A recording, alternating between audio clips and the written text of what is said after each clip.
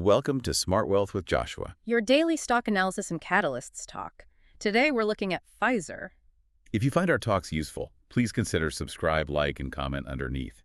Because usually when a massive blue chip stock starts offering a dividend yield that borders on like 7%, alarm bells immediately start going off in the analytical centers of my brain. I mean, it feels like a siren song. It really is the ultimate market paradox. A yield that high can look like an absolute life raft for an income portfolio, but history tells us it can just as easily be an anchor, like dragging you down. Right.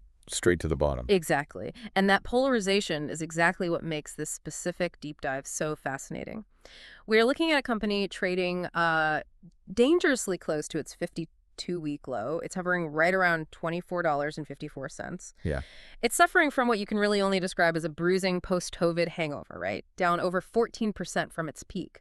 But it is dangling this massive 6.8 to 7% dividend yield right in front of the market. Which, raises the ultimate question. Is this a trap designed to just catch income-seeking investors, or is it actually a rare wealth-building opportunity for those willing to endure the volatility?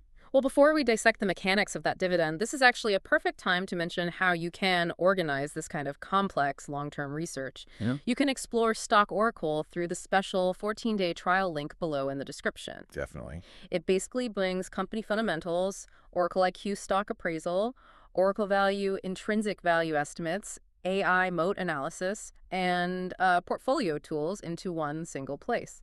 It is a research platform, though, so keep in mind it is not financial advice or a recommendation to buy or sell anything. Right. Very important to remember. Yeah.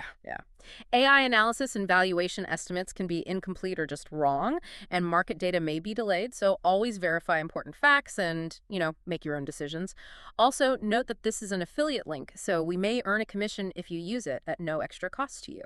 And having a tool to look at the underlying math is critical here because, the surface level narrative is entirely driven by fear right now.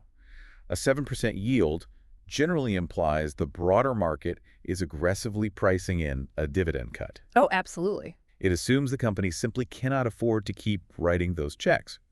When a stock outpaces the broader market's average yield by this much, you kind of have to wonder if the underlying cash flow machinery is actually broken. And that requires a total mindset shift for anyone looking at this setup. You are not buying momentum here. You're looking at a classic income and turnaround profile. Okay, so a turnaround. Right. You are buying what is essentially a deeply discounted cash flow engine, and you're getting paid roughly 7% a year just to wait for the broader market to realize that the engine still works. It's really for income seekers who can stomach holding a stock that, no one wants to brag about at a dinner party. Yeah, but I'm going to need more than just a psychological framework to feel safe locking in that yield. I need to see the floor. Because the dominant storyline right now is that post-pandemic normalization has completely vaporized their revenue. And, if the sales are gone, the dividend eventually follows. Well, the actual financial reporting tells a much more nuanced story than those headlines. Let's look at the top-line revenue growth on a trailing 12-month basis. It is actually sitting in positive territory at 1.36%. Wait, hold on. I have to push back there. 1.36% is effectively flat. Yeah. In an environment where inflation has been such a massive factor, barely scraping past 1% growth feels like you're practically going backward.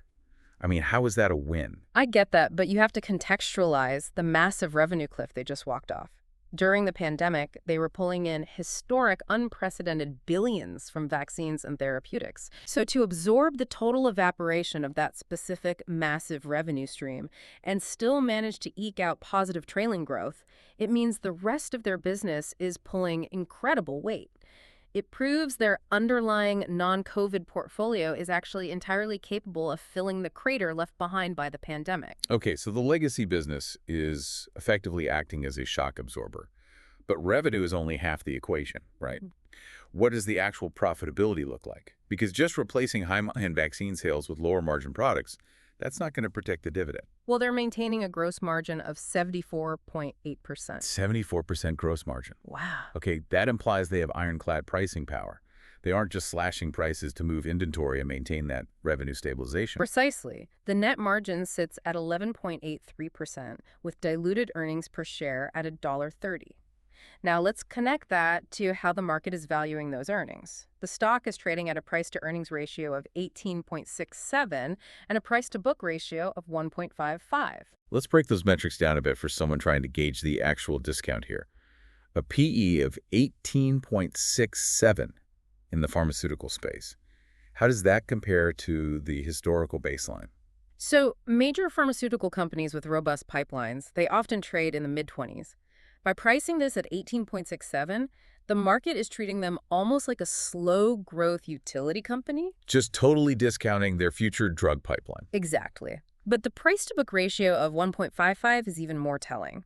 Book value is essentially the liquidation value of the company's hard assets and intellectual property. Right. Trading at just 1.5 times that value means you're paying very little premium for the brand, the distribution network, or future growth. The post-COVID hangover is heavily, heavily baked into the price. I mean, that valuation sounds appealing, and management has explicitly stated they're confident they can sustain the payout. But, and we know this, promises from management don't fund dividends. Free cash flow does. How are they specifically manufacturing the cash to offset these headwinds while they wait for new drugs to launch? It basically comes down to severe, highly targeted operational efficiency programs. We are talking about billions in cost-cutting initiatives. Okay. They are restructuring their manufacturing footprint, laying off non-essential staff, and aggressively trimming the fat that, frankly, accumulated during the pandemic boom years. But crucially, they're doing this while protecting their primary competitive moat, which is specialized therapeutics. And by specialized therapeutics, you mean they're shifting focus away from broad infectious diseases and kind of doubling down on areas with higher barriers to entry. Yes, specifically oncology and rare diseases. Cancer treatments often command premium pricing and have incredibly sticky demand. They are seeing accelerating demand in that oncology segment. Interesting. Plus, they maintain a foundational partnership with BioNTech in the mRNA space, which allows them to rapidly develop future treatments without bearing the entire R&D burden all on their own. That paints a picture of a company actively stabilizing its foundation, for sure. But, a stock can be undervalued, pay a great dividend, and still trade sideways for a decade. What actually acts as the spark? Like, what catalyst could physically change the trajectory of this stock in the near term? The most immediate timeline catalyst hits in late October with the Q3 2026 earnings release. The entire institutional market is going to dissect those numbers to see if the cost-cutting initiatives are actually flowing through to the bottom line. Right. But more importantly, they'll be looking for undeniable proof that non-COVID revenue is accelerating. They need to show the market that the turnaround is happening in real time, not just in some PowerPoint projections. Sure, but earnings reports are standard, though. Yeah. What about the pipeline? Is there anything sitting on the desk at the FDA that could actually move the needle? Actually, there is a massive regulatory catalyst in play. The FDA recently granted priority review for a specific drug combination, Talzenna paired with Xtandi. This is targeting metastatic castration-sensitive prostate cancer. Help me understand the mechanics of this, because expanding an existing drug's use doesn't sound as exciting as, like, inventing a brand new blockbuster drug. Why is this specific priority review such a big deal? Well, inventing a new drug from scratch is a decade-long process filled with clinical trial failures and massive capital destruction. It is incredibly risky. Expanding an existing drug's addressable market, on the other hand, is the most efficient growth driver in the pharmaceutical industry. Because the groundwork is already done. Exactly. The safety profile of the drug is already known and largely accepted by regulators. You're taking a chemical asset you already own, tweaking the application, and unlocking a massive new revenue stream by proving it works for a different set of patients or, in combination with another therapy. It's essentially like a tech company taking a highly successful piece of enterprise software, and instead of writing a completely new program, they just find a whole new industry that needs the exact same code. Oh, that is a perfect way to look at it. You protect your market share, drive new growth, and completely bypass the ground-up research costs. And, beyond the company's internal pipeline, there is a looming macroeconomic catalyst that could violently shift the stock's momentum. Okay, what's that? If the Federal Reserve follows through with anticipated rate cuts later in the year, the entire landscape for income investors changes. Right, because right now, institutional funds can park billions of dollars in fixed income assets, like treasury yields, and get a risk-free return that feels incredibly safe. But the moment those rates start dropping, the math breaks down for those funds. They are mandated to generate yield, so they will be forced to rotate out of safe, fixed income vehicles and start hunting for yield in the equity markets. Oh, I see. Yeah, a pharmaceutical giant offering a stable 7% yield suddenly becomes an absolute magnet for that institutional capital. Okay, but if these catalysts, the FDA expansions and the macro rate cuts, if they're so incredibly promising, why does the chart look like a horror movie? I mean, the price action we're seeing right now tells a completely different, much more painful story than the fundamentals suggest. Yeah, the chart is locked in a sustained downtrend. Over the last 13 weeks, the return is negative 8.43%. If you pull back to 26 weeks, it's down 4.33%. Ouch. It's hovering at $24.54, which is basically a razor's edge away from its 52-week low of $23.11. For an income investor trying to protect their principal, staring at a chart grinding toward multi-year lows is terrifying. It is uncomfortable, definitely. But prolonged weakness of this magnitude often creates a severe oversold condition. It builds a technical base where all the weak hands have already exited, setting the stage for a mean reversion bounce. But the most critical metric for an income investor to understand here isn't the price drop, it's the beta. The beta. The beta on this stock is currently sitting at 0.28. Let's unpack the mechanics of that beta. Why is 0.28 a lifeline for someone buying this for the dividend? So beta measures a stock's volatility relative to the broader market. If a stock has a beta of 1, it moves in lockstep with the S&P 500. A beta of 0.28 means this stock is highly insulated from broader market panic.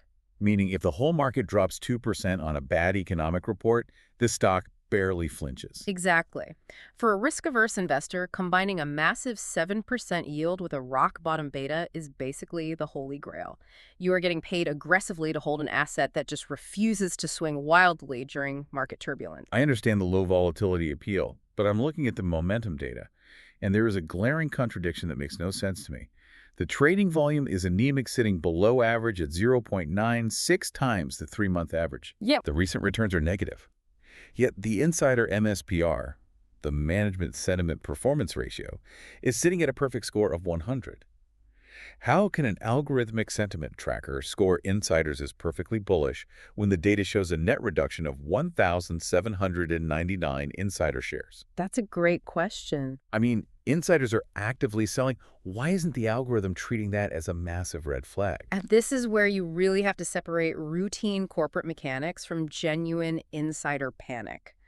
When executives dump stock because they know a clinical trial is about to fail, they sell in massive, irregular blocks. The algorithms are trained to spot those panic patterns. Right, the big dumps. But executives also sell stock for entirely mundane reasons. They need to pay the tax burden on their vested options, they're diversifying their personal wealth, or they're just executing pre-planned, automated 10b5-1 trading programs. So the algorithm sees the sale of those 1,700 shares and recognizes it as a scheduled tax liquidation, not the CEO running for the exits. Yes. A perfect 100 MSPR score tells us the algorithmic tracking models have analyzed the size, the timing, and the history of those specific transactions and concluded they represent zero lack of faith in the company's future. The underlying confidence from management remains remarkably strong. That covers the internal sentiment, but what about the broader market psychology? Are regular retail investors and the financial media starting to buy into this turnaround narrative, or are they still treating the stock like it's radioactive? The quantitative sentiment right now is best described as cautiously optimistic. The media is hyper-fixated on the dividend. You see a constant stream of headlines asking, is this 7% dividend yield too good to be true? Naturally. The financial press is openly debating whether income seekers should capitulate or hold the line. It sounds like a massive psychological tug-of-war. It truly is. And there's a fascinating parallel floating around analyst circles right now. They're calling it the Verizon parallel. The Verizon parallel. Break down the mechanics of that comparison. So think about what happens when a massive, entrenched, dividend-paying stalwart falls completely out of favor with the market. Sometimes the sentiment gets so toxic they even get booted from major market indexes, which is exactly what happened to Verizon a few years ago with the Dow. Right. When that happens, institutional selling reaches a crescendo. But history shows us that once these unloved giants hit rock bottom, they often experience a powerful psychological reset. because the market essentially punishes the stock until every single investor who wants to sell has already sold. And suddenly, the only people left in the room are long-term value hunters collecting the dividend. Precisely. The expectations get completely washed out, and eventually the stock soars again simply because the underlying cash flow was never actually destroyed, just temporarily ignored.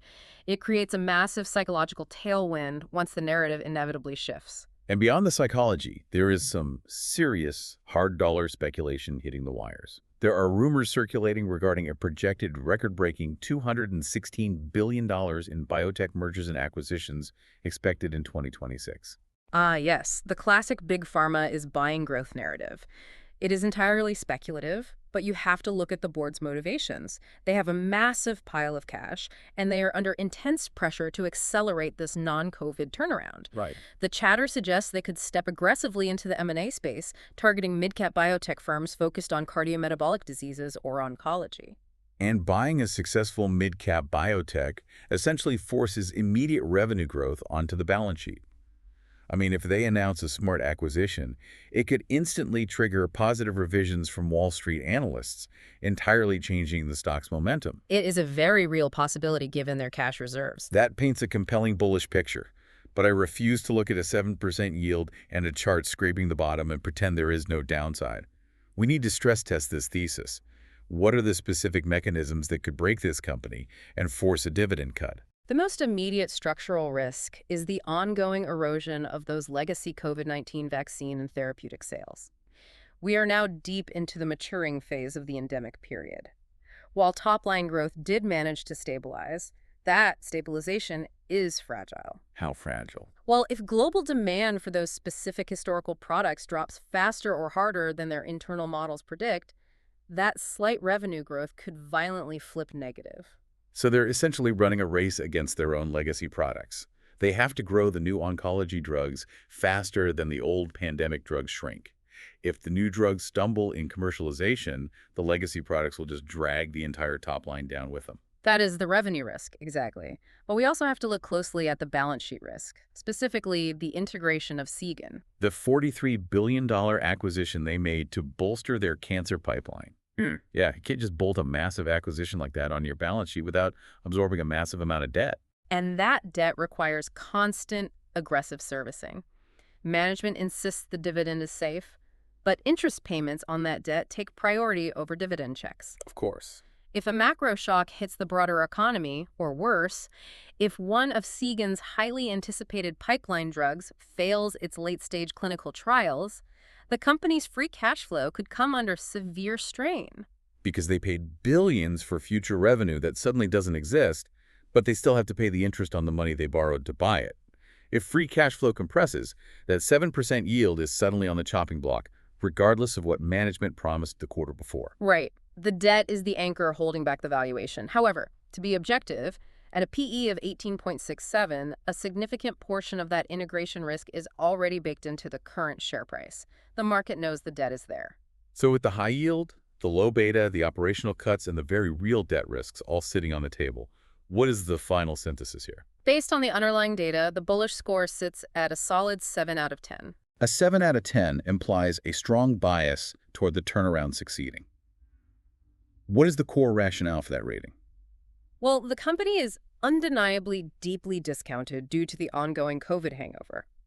However, it offers a secure 6.8 to 7% yield that is currently well-funded by robust cash flow and aggressive cost-cutting. Yeah.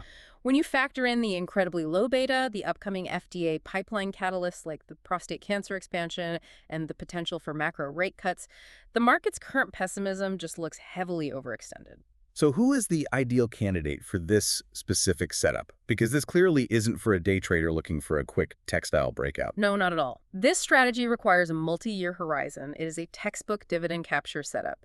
It's built for patient, income-focused investors who are perfectly willing to endure short-term price volatility. You hold the line, collect your massive yield, and wait for the long-term capital appreciation to arrive as the oncology pipeline physically realizes its value and the market sentiment resets. And as we always say, analyzing these mechanisms provides a framework, but it is not financial advice. If you want to organize your long-term research and evaluate these types of setups yourself, check out StockOracle through the special 14-day trial link below in the description. Definitely check it out. It brings fundamentals, intrinsic valuation estimates, AI bull and bear insights, moat analysis, and comprehensive portfolio tools into one dashboard. Remember, it is a research platform, not financial advice or a recommendation to buy or sell. AI insights and valuation estimates can be entirely wrong, so always verify important information and make your own decisions. It is an affiliate link, and we may earn a commission at no extra cost to you. And if this analysis helped clarify the mechanics behind the headlines, please subscribe, like, and comment underneath. We'll see you in the next deep dive on Smart Wealth with Joshua. It really is a fascinating psychological test. We spend so much of our time hunting for the next big disruptive tech stock, constantly chasing momentum. But sometimes, the most radically disruptive thing you can actually do for your portfolio is to simply have the discipline to sit quietly, ignore the media panic, and let a deeply discounted cash flow engine pay you 7% a year to wait. Something to think about.